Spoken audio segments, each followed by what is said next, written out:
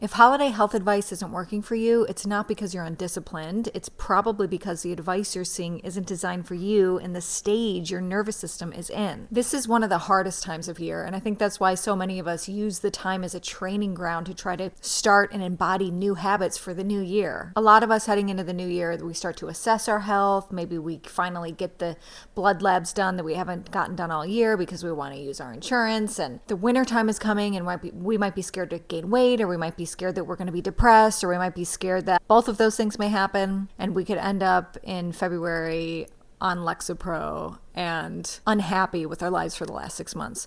Probably because something like that has happened before and you've seen that pattern repeat and repeat. If you're like me in Ohio, that pattern does repeat because it's snowing, there's no sun because the clouds are covered, and it gets dark at 4. Whatever the reason is that you want to get healthier this holiday season, or you want to at least make some good choices this holiday season and not get caught in the pit of the holiday season like free food frenzy, this video is for you. I want you to know that it's so much bigger than the holiday season, because the patterns that we have as individuals during this holiday season is the patterns that we have during the rest of the year. They're just magnified because we're surrounded with nostalgia and family and either celebration or stresses or both.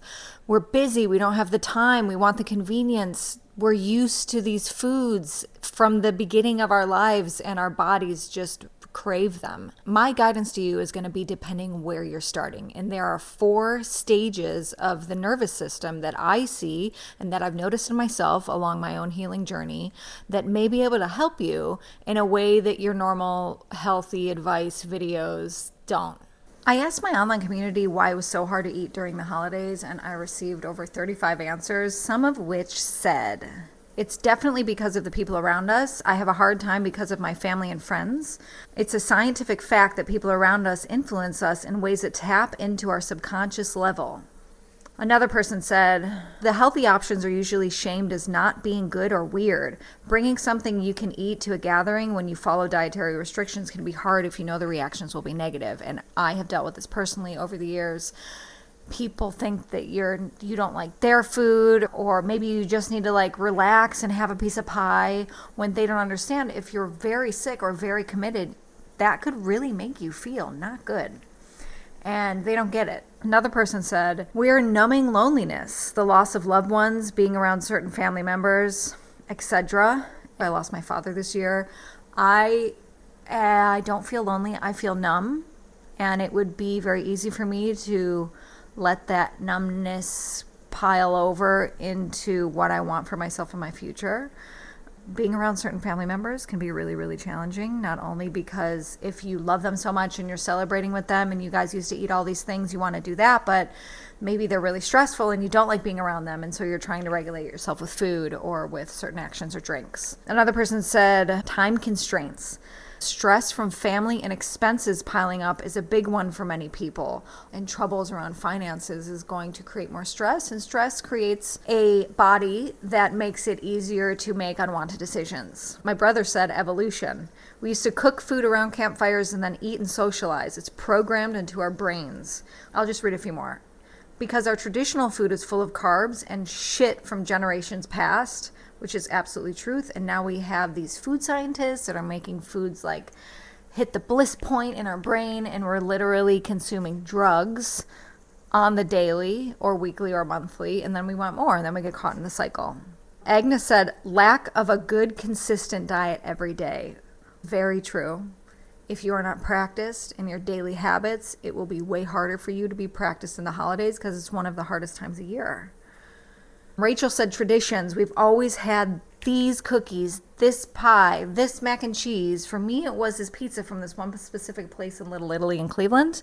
The traditional food was one of the hardest things for me to break, and I'm happy to report that I do not have as much of an emotional response around that as I used to. And it has been about 7 years.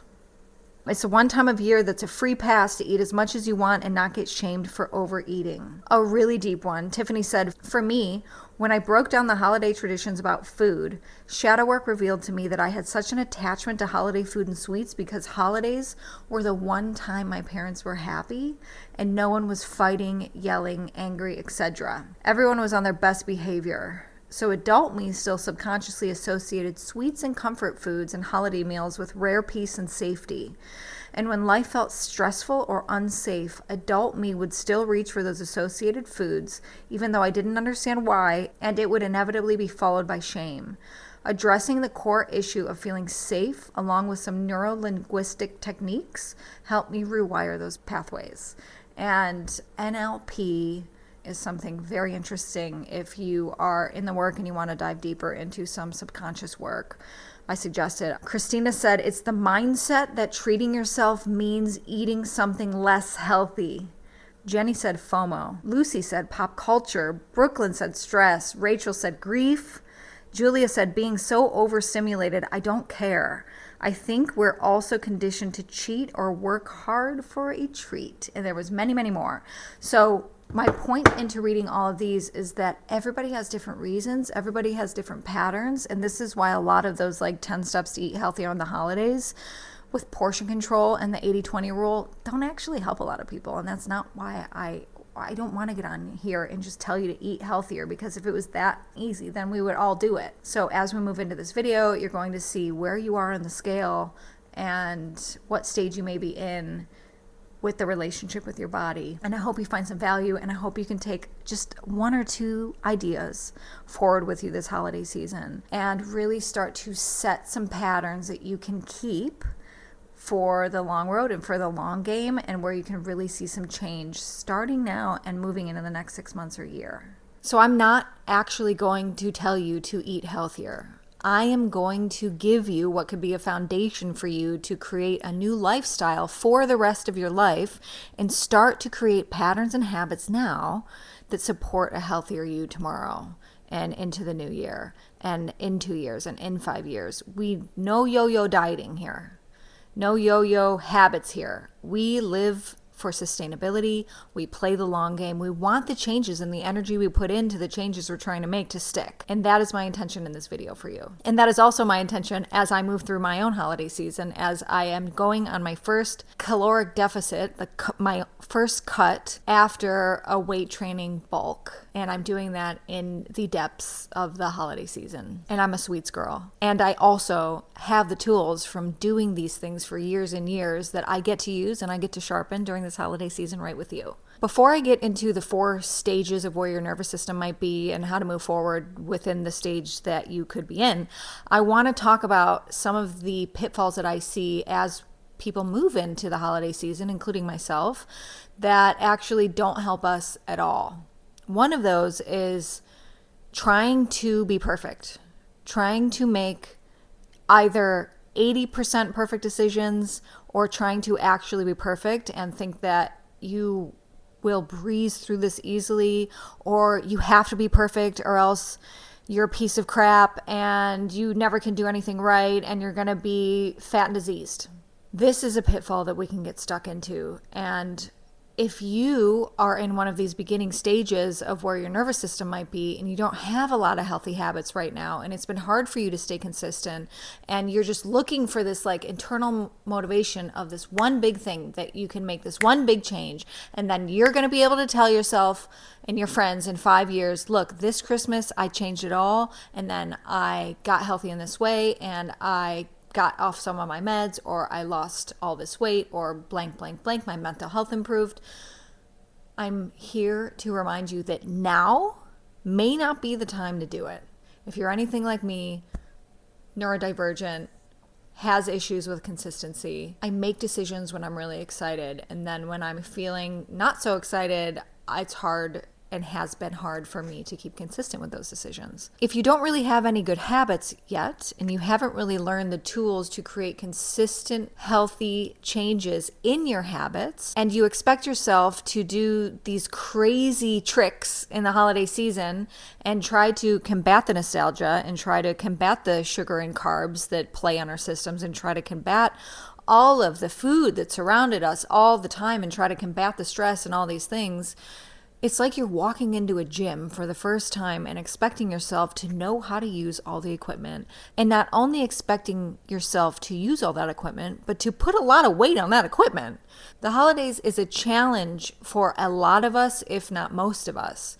And so I want to invite you to take some pressure off. And if you get anything out of this video, it's going to be 1 or 2 realizations or tools that you can take and use to move forward into making slow, sustainable change. I know that you want to heal yourself right now. I know that you want to feel better right now because you're sick and tired of being sick and tired.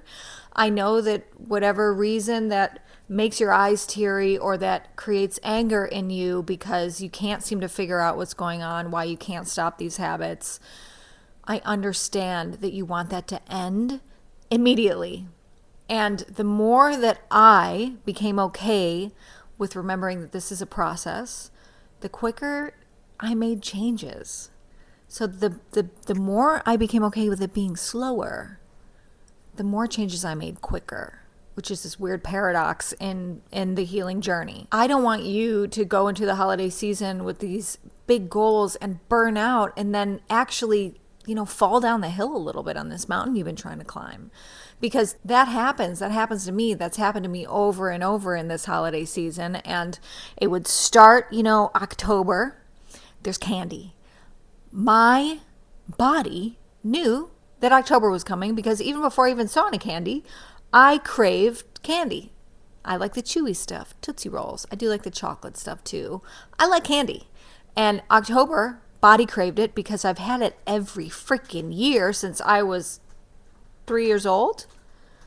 So the body has created a signal in me that around this time of year and the triggers that I see, I want candy. So I start eating candy, right? October. And then my cat desperately wants out. Come on. You want to go outside? Go outside. He didn't want to go outside. He wanted me to open the door so he could look outside and decide that he didn't want to go outside. So let's get back to it. So October happens and I start eating candy. And, other than that, I'm not really eating any processed sugar throughout the year. So I start to feel like the drug of the processed sugar and I need more of it. And I crave it and I'm hiding it. I'm hiding it in my closet or I'm hiding it in the car. And then we move on to Thanksgiving. And Thanksgiving is like, oh my gosh, I don't eat grains normally throughout the year, but there's all this good food, gluten-free desserts, cookies, cakes, mashed potatoes, a lot of calorie-dense foods, and a lot of those foods are not actually very nutrient-dense. So then I move into Thanksgiving and I'm now moved from candies to cookies and pastries and apple pies. Then from Thanksgiving, we have this little tiny lull until December. So for the little tiny lull before Christmas time, I do a little bit better, but I'm still in the sort of fuck it mode because it's the end of the year and I'm stuck into the cravings and the sugar and what that does to our system, that I'm not really fully getting out of it. So I'm still in these sort of unhealthy habits until Christmas time comes. And it's obviously Christmas time. The favorite cookies, the family's getting together, everything's so pretty. It's cold outside, which kind of makes us hungry. Celebrating, stress, families, so many different things. And then I make worse choices. And then we move to January where it's time to make change. And I think, okay, I'm really going to start making change here. And maybe I make some, good changes in the direction. But since October through December, I've sort of fell down lower than where I started. And my birthday's in March. So I'm kind of like, well, I'll have one last thing on my birthday. And then before you know it, I'm in these habit loops until May. And then I start at the end of summer getting into good habits, and then come October again, it repeats these habits that I don't want to have. And although that hasn't been the pattern for the last few years, I do see it on a smaller level, and I have seen it for so long that I completely understand it and the frustration in it.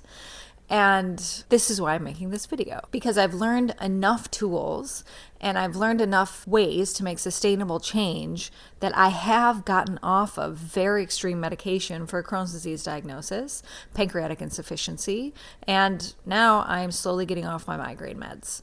So I have done a lot of things that I think that people find really valuable because they ask me questions all the time. There are also people who are watching this video who do have some healthy habits and they just want to continue those healthy habits through the holidays. You may just be in a different stage of the nervous system. And the tools that you take might be a little bit different than somebody who actually hasn't had any luck creating tools for themselves. Though the answer is similar for both people, they differ. And I think that's important. And I think it's really tough when you watch a video and they tell you to just portion control when there's no portion control. You eat one, you're eating all of them. You're sneaking stuff. You're sneaking it out. You're not showing people what you're eating. Like you're eating yourself full and uncomfortable. We're different. And that advice, to me, when I watch those videos, that advice is for somebody who can just like, oh, make a decision, done, decided, no mistakes, I am perfection. And that is not me, and that is not a lot of the people that I know or work with. So I'm going to cover how we can approach this a little bit differently, although there are a lot of similarities. As we move forward in this video, I want you to remember, you don't have to change your whole life in a day. You can go slow. It can take time, and it will take time. After I explain the 4 stages of the nervous system and you decide where you might be, and I share what I think will help you move forward into the holidays without shaming yourself, without stressing yourself, and actually starting to create tools and habits for you to start to see some sustainable change, I am going to share 3 things that I think for everybody will help you make better choices during the holiday season as it comes to the food that you choose to enjoy. It's 3 things that'll help everybody, so stick around for those. Let's dive into it. So there's 4 different types of nervous systems as we move into the holiday season. And these different types range all throughout the year.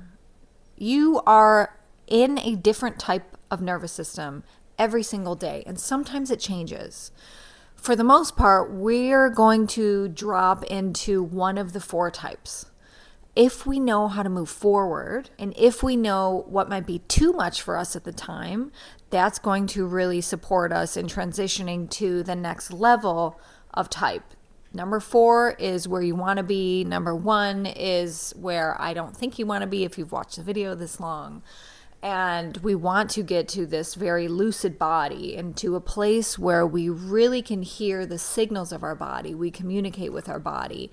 We know how to live for our tomorrow rather than this instant moment right now. The first type is going to be the offline bodies.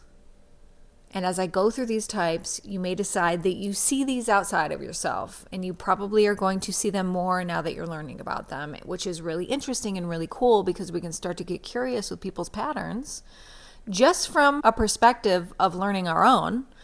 And as we see it happening outside of us, that can actually really support us in seeing it in ourselves. So as I share these 4 stages, I do not want you to use this to shame anybody, to shame yourself, or to judge anybody for where they're at. We've had different life experiences. We come from a place here of radical responsibility. I'm curious to learn about myself here, even if I'm noticing it over there. Naturally, we may judge and we may find ourselves being angry at people who might be in this first stage. When I get there, you might understand it. And if I find myself judging, and if I find myself hating on myself or to other people, I'm going to pattern interrupt that just by understanding that we're all on our own journey. So the first stage, as I said, is the offline body. These are perpetual victims. These are people who identify with the statement, the holidays happen to me. There's no responsibility of their behavior.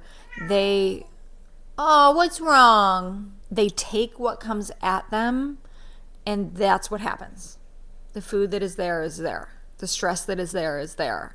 The health issues that they get from the food and the stress that is there is there. There's nothing they can do about it. There's nothing they really care to do about it. They don't even want to think about doing anything about it. So these people can be very frustrating. I think it helps to know moving forward and moving into situations and events where you are around these people, that these people are not here to support you. They're also not here to bring you down in the pit with them, although it may seem that way. It's important that we don't expect support and understanding from them because their nervous system is too loud. They have too much stuff going on to really try to be aware of what's going on with you and trying to be empathetic about what's going on with you. They're too busy. Their body is offline. They're disconnected at the head. They don't know what's going on down here, which not only includes what's going on with their body with inflammatory processes, this also includes what's going on in their body emotionally. So then they just eat to fix their emotions. They're going to drink to numb out what might be going on for them. They're going to possibly be very frustrating because there's a hard time getting to the depth of where they are. It's hard to see them. It's hard to access them. And it's because they're not doing it themselves. For whatever reasons and whatever patterns they've learned, they're disconnected at the head. Their bodies are offline. This is not you. Not if you're watching this. You may be in stage 2 or 3, maybe even stage 4. This is absolutely not you. And it's very important to understand and not to expect any help or support from these people, not in a FU kind of way, but just in like, okay, I'm not going to expect anything from them. I won't expect them to understand. It's not a problem. I think we all know a few offline bodies in our holiday get-togethers and in the friends and family that we are surrounded with all the time. And I think we all understand how frustrating it can be when we are on a journey of bettering ourselves by understanding ourselves and getting curious with ourselves, because these offline bodies have a hard time with that. They're in pure survival state. And so it's hard to access and it's hard to connect. And I really do send empathy to anybody who has experienced these. Some families have more offline bodies than not. Other people come across them occasionally. And I think it's really important, the more that we can understand that they are just in pure survival, the easier it is not to feel absolutely beyond triggered by the people who just do not understand where you are and do not care to talk about it or understand it, and do not care to change for themselves, because a lot of times we want these offline bodies to shift, and they have too much noise going on up here with no connection to the body, that unless something really big changes, it's not going to happen. And I do believe people can change and people can have experiences that wake them up, but right now they're not awake, they're offline. Now, when we move up a level, and you may be here, the next level is the pattern locked body. This is a really frustrating level to be in as the person in it. If you identify with what's going on here, you identify with the quote, I don't want this, but I'm doing it anyways. I don't want this, but it's happening anyways. You are aware of your loops of behavior. You may even be aware of your loops of thought, but there's no change. You can see it. You are conscious that you want to change. You are conscious that you may use food and alcohol or whatever habit for stress management, but you're not seeing any change. You have the intention to do good, but your stress overrides that almost every time. You might be stuck in this shame and effort cycle where you're trying and you're trying and you're trying, and maybe it works a percentage of the time and then it doesn't, and then you're in this pit of shame that you can't figure out what's wrong with you, and you don't understand why you keep doing it. And like, why can't you just get it? What is wrong? I know what I'm doing. Why can't I do it? What is wrong with me? This stage 2 is a stage that everybody who's creating change goes through. We're talking about holiday food, eating healthy, changing your lifestyle. This is a stage that anybody who is beyond it has gone through. It's really frustrating. I'm super sorry if you identify with this and you are here. It is the pattern locked body.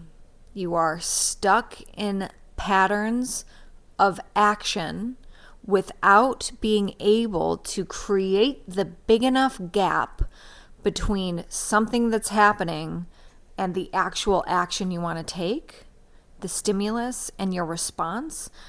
You haven't created a big enough gap to actually insert a different decision in there. You are aware and can do nothing about it. At least it feels that way. If you are in the pattern locked body, this is not about willpower. This is not about pushing through. This is about you giving yourself time and space to work into just being curious and aware about what's going on in your body, about the thoughts that you're having. Everything may be moving so quick for you because you could be consistently dysregulated.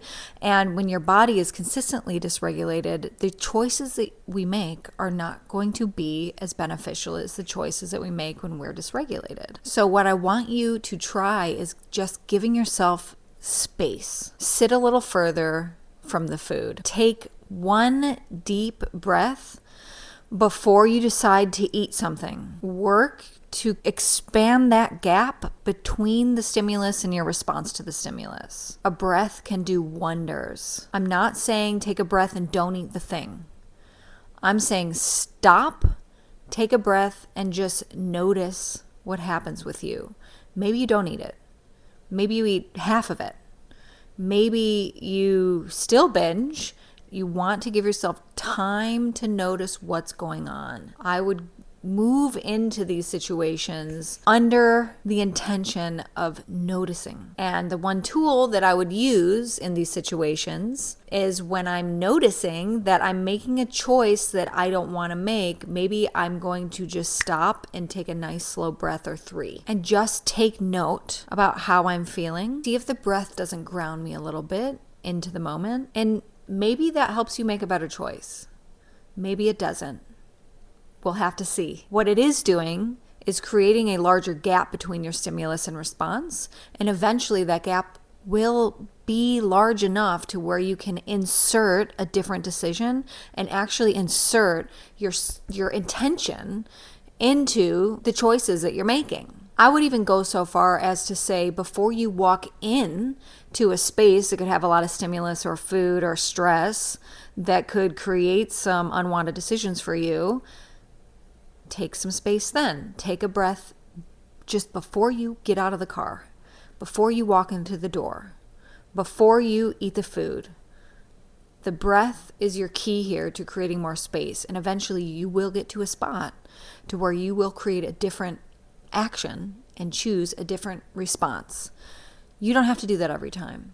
Just get curious and see what happens by creating the space and taking those breaths in between all these transitions of stress and food and things that might send you down the path of a habit that you don't want. And if you fall down that path and if you do the thing that you don't want to do, all you're going to say to yourself is, that's really interesting. You don't have to switch your mindset. You don't have to use any willpower. I'm just asking you to try creating space for yourself. And in that space, let's avoid any self-shame. Let's avoid any self-hate and just see what happens at the parties or at home or over the next few weeks. That's it. Just get curious and be like, that really interesting. Let me take a breath. I think something that would really help a pattern-locked body is deciding beforehand when you are going to do your pauses. Don't decide then. Decide before you get there. Decide that I'm going to do it before I get out of the car. I'm going to do it before I walk in the door. I'm going to do it before I choose what I'm eating, or depending on how you're doing the holidays, I'm going to do it before every full plate or plate refill. I am going to do it before dessert. Decide beforehand when you're going to stop and take a breath to create that space.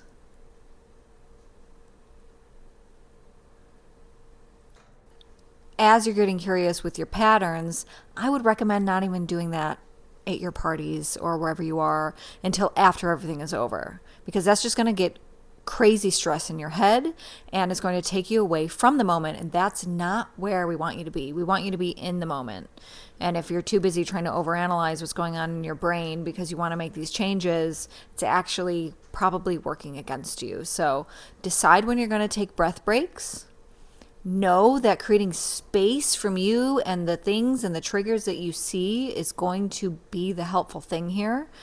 And don't really dive too deep into recognizing your patterns or getting curious with those patterns until you are out of the party or out of the scenario that may be triggering you to make these choices you don't want to make.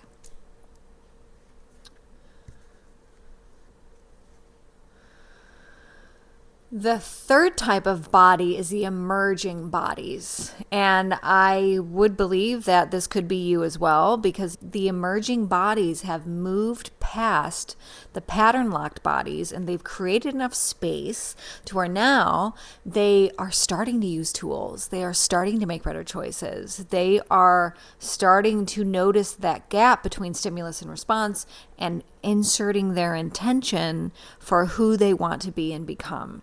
You may identify with the statement of, I can feel the moment of choice.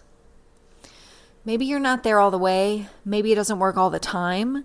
You're still emerging. Your body's coming online, right? Your body is becoming lucid. You're starting to really develop a relationship between what's going on in your brain and in your body, and you're starting to integrate those into a place where you have seen yourself make better choices, and you're seeing these patterns start to emerge that you like, and you're able to identify the patterns that you don't like and start to get in there and move things around a little bit, and you're starting to see some change. It's really cool because you see that your intentions are interrupting your choices that you used to make.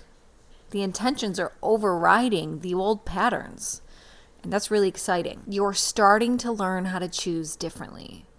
You haven't gotten it to the place that you want it to be, but it's starting, and that's exciting, and you want to move into this holiday season really trying to integrate all of these lessons that you've learned, because we don't become emerging bodies by chance. You've done work, you've explored yourself, you've gotten curious, you've made mistakes, you've stretched yourself, you've challenged yourself, you've noticed things, you've taken 3 steps forward and 2 steps back over and over again until you've gotten to this place where you've created the space to actually make a good choice, and that's really cool.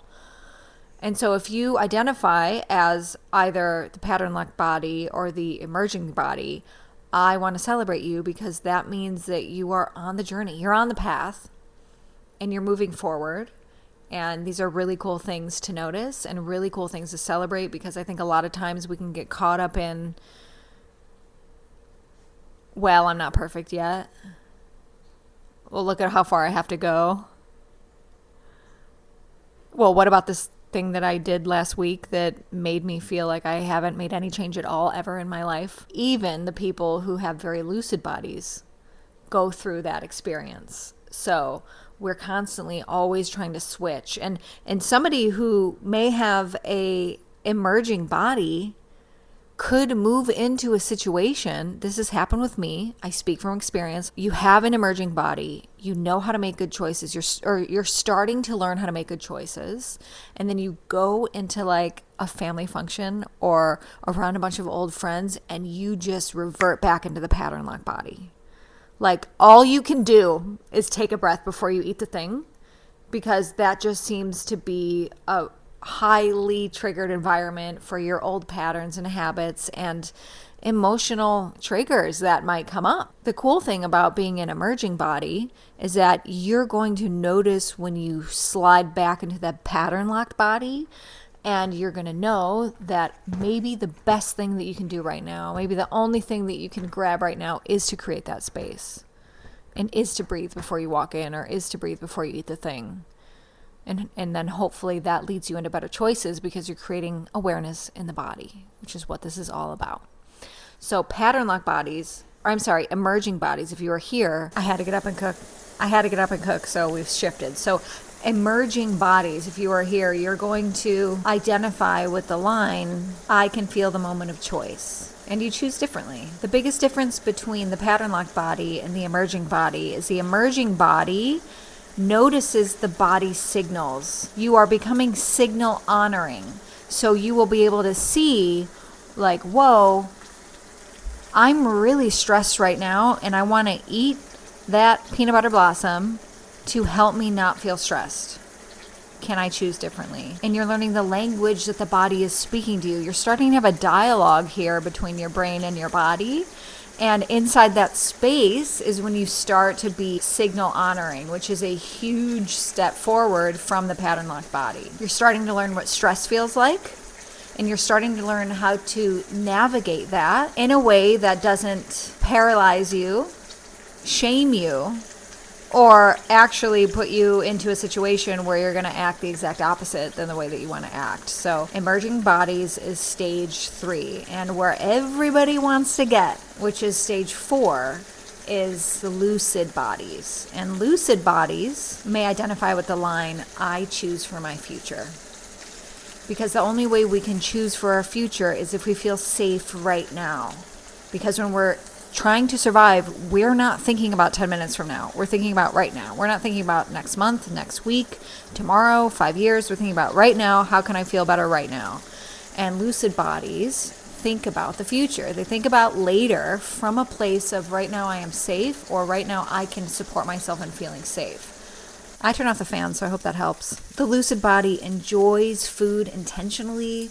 The lucid body understands the symptoms and the feedback that certain foods will give them, and chooses from a place of pure intention and love for the body and the relationship that they've developed with the body. In my own journey, working to have a lucid body has supported me more in my emotional management, my emotional well-being, my food choices, and my daily decisions than anything else could. And even though I consider myself somebody who does belong into this group of lucid bodies, I fall in to pattern-like bodies sometimes. I fall into an emerging body still. Sometimes, dare I say, I fall into the offline body. And that is the journey. We're never fully there. We always have new things. I may go through hormonal changes throughout the month. I may become a mom. That's going to be so different. Never dealt with that before. I am currently having to process the death of my father. That's new. Never happened before. That may send me into some unconscious behaviors that then I get to look at and use my tools and go through the 4 steps, quicker than maybe I did before, which is cool, because once we get to a lucid body stage and we've understood it and embodied it, when we do fall back, we can recognize it quicker and we can shift quicker. So that becomes the benefit of getting to this lucid body stage, is you notice when you're there and you know what to do because you've built the tools. And every time you go back from a pattern lock body to jump to a lucid body, you've created even more tools and integrated even more tools and gotten even more broad in your self-awareness to where the next time it happens, you may be able to do it even quicker. And the most important thing, if you feel like you are somebody who identifies as a lucid body and you know that the holidays could drop you down into an emerging body or a pattern locked body, one of the biggest things that we learn when we get to this lucid body place is to not shame ourselves. We do what we can to not fall into a shame spiral when we make decisions that actually don't affect our well-being, when we eat those inflammatory foods, when we allow the stress to get to us. And this is one of the biggest things and the biggest lessons throughout these 4 stages, is learning how not to shame ourselves and how not to belittle the work that we've done thus far because we're not where he is or she is or they are. I have to stir my burgers. They're a little burned, but I could dig it. A little more onion. Okay, we're going to let that onion cook. I'm hungry, I'm ready, and I have 3 actual tips for you. The first one is just walking over to get my notes. These are tried and true helpers when we're going into a situation, my fiance and I, to where we don't want to make the worst decisions. We know that we are going to be tempted and want to do better for our bodies. So first thing, don't wait all day to eat. Eat before you go. Be fed. Be satiated. That's Jean. She's really dramatic. She's okay, I promise. Feed yourself before these situations arise, because a fed body is more regulated than an unfed body. And then when we get there, the biggest thing that you can do to support yourself in feeling satiated, because that's when we make good choices, is to prioritize protein first and most. Eat it first, look for it first, prioritize it first. Protein is actually one of the best foods to start to become intuitively connected to, because it's so obvious, and when it fills you up, it's so obvious. So, protein. Prioritize it first and most. And this is good sources of protein. Good whole food sources of protein is going to be your best friend. And lastly, when we make New Year's goals, if you're somebody that creates New Year's goals for yourself and you enjoy that, I go back and forth every year. Sometimes when we say, okay, come January, I am going to start working out, or I am going to do this cut, or I am going to blank, blank, blank. We give ourselves a huge permission slip to just eat like crap, behave like crap, drink, stay up late, get out of our habits. And that makes it so much harder to get into the habit. Like, do you want to gain weight and create more brain fog? So you just have to lose that weight and get past that brain fog that you don't have right now, but you might have if you fall down the road of the holiday fuck it syndrome. Just something to think about. You're actively making things harder for yourself if you're waiting and going, well, I'm going to start then, so I'm going to have fun now. And it's just something to consider. Do what you want. I just know that sometimes I never thought about that. And I never thought that it was actually making it harder. I just thought I was having fun now because I'm going to commit later. And aren't we always going to commit later? Tomorrow, the next day, the next month, the next week. This is your holiday health episode. I hope you loved it. If I missed anything, which I probably did, or if you want to tell me what landed for you, thank you for getting curious with me today. And I will see you on the next episode of The Shauna Show, where we explore wellness and wisdom.